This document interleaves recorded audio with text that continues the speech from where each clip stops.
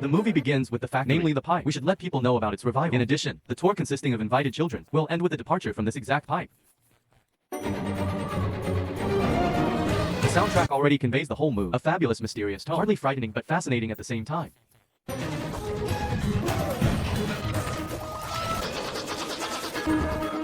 The first chocolate making scene already shows Wonka's amazing techniques. Tim Burton managed to recreate those exact ideas of children about how chocolate factories would work. We can all agree that children always imagine the production of sweets to be more magical, even more than Disneyland, and the director portrayed it perfectly. Iconic golden tickets. The story is already starting with an intriguing detail. Who will get these tickets and who will win? The price and what is the price? And the stickers with the names of the cities show the scale of the Wonka factory. The whole world recognized the quality of his chocolate. This is a story of an ordinary little boy named Charlie. His family was not rich. Charlie Bucket was the luckiest boy. Don't suppose there's anything extra to put in. Nothing goes better with cabbage than cabbage. I found something I think you'll like.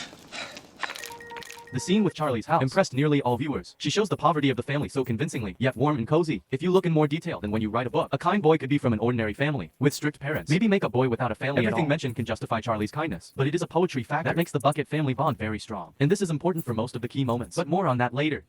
Mother worked in the local toothpaste factory. It's exactly what I need. I saw Willy Wonka with my own 2 eyes. I used to work for him, you know. Awesome storytelling. The father gave Charlie the last detail of his factory recreation. Hence the cool idea with Mr. Bucky's work necessary for the plot. This also contains new info about Charlie's obsession with the chocolate factory and a smooth transition to Grandpa's story about his work as a factory in order to tell the audience about Willy Wonka's lore. Stunning scenery, magic and beauty are overflowing. There will be incredible sets, presents throughout the film, and we will explore each one of them. Mr. Wonka? Yeah. Bert? Here.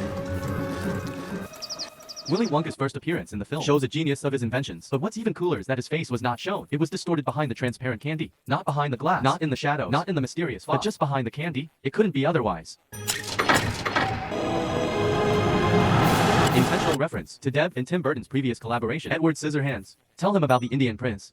And build him a colossal palace. Entirely out of chocolate. The bricks were chocolate, and the cement holding them together with chocolate was over the carpets and the pictures. The story of an Indian prince immerses us back into our fairy tale dreams. Not about Calgary, but about a chocolate palace. In a very hot day with a boiling sun. The first drops of his horrible decision fell on his forehead in the area of the third eye, symbolic for Indian culture. They began sending in spies to it. One day, without warning, Mr. Wonka told I'm closing my chocolate factory forever. But it didn't close forever. It's open right now. Vector is closing, and its further reopening is an intriguing moment that reveals the ideology of Wonka. Making candies is art, not a business. But it didn't close forever. Ah, yes. Well, sometimes when grown-ups say forever, they mean a very long time. and it seemed like it was going to be closed forever. Such a common dialogue between a child and adult when they explain to him grown-ups' ideas, and that they can be contradictory forever. But not really. After all, the feeling was made for children. Good examples of movies for children are Harry Potter or The Chronicles of Narnia. That's why voiceover was used, so that it would be easier for very young viewers to catch what is happening. A very long time. Such as I feel like I've eaten nothing but cabbage soup forever. No pops their cabbage soup forever. Comment was about Charlie's father's blue performance, escalating the tension for him to be fired. The factory was back in business. Did you get your job back? No. But there must be people working there. But then, who's running the machines? Nobody knows, Charlie. Certainly is a mystery. The suspense is growing. It simply won't let us go, even though it's just a feeling about the chocolate factory. But you won't. But you can't. No one can. It's a mystery personally. I like the decision to add a pessimistic character, which will reduce our faith in miracles, because in spite of such words, and miracles will seem much more wonderful.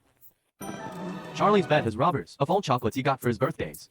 That very night, the impossible had already been set in motion. To allow 5 children to visit my factory. One of these children shall receive a special prize, maybe anywhere, in any shop, in any street, any town.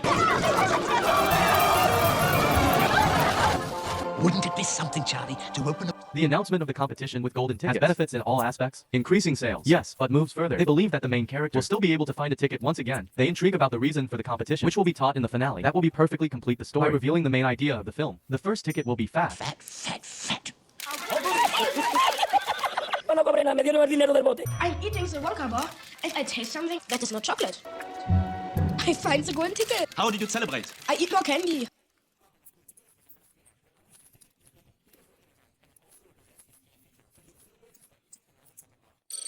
ERUCA, Veruca Salt. Thousands of them. Hundreds of thousands. Respected by the locals, they can be hunted with a license. But animal rights activists complain about the growing need for wealthy people to have a trophy on their wall, and Mr. Salt has a lot of them. Moreover, they stand on the skin of a polar bear. All of this is a symbol of Wells and how spoiled they are. Peanuts and start shelling the wrappers off these chocolate bars. However, not everything is so dark. The moment of finding the ticket was almost lost, but the father's obsession did not allow the worker to steal it, and all because he sincerely loves Veruca. Maybe you want to open your birthday present tonight. Here you are. Maybe I should wait till morning. Michael. We'll share it. Oh no, Charlie. It's my candy bar, and I'll do what I want with it. The chocolate bar scene is one of the best in the movie, and here is why. Even without receiving a ticket, he was not upset because his family were close to him, which was more important than a ticket. It has already been shown to us that no matter how much Charlie loves chocolate, family is much more important to him. His kind and strong, weird nature is the reason he shares these magical pieces of chocolate with others. All of these traits will show up in the final decision to turn down Wonka's offer. The director, Brilliant P, shows how wealthy people eat chocolates. My bite often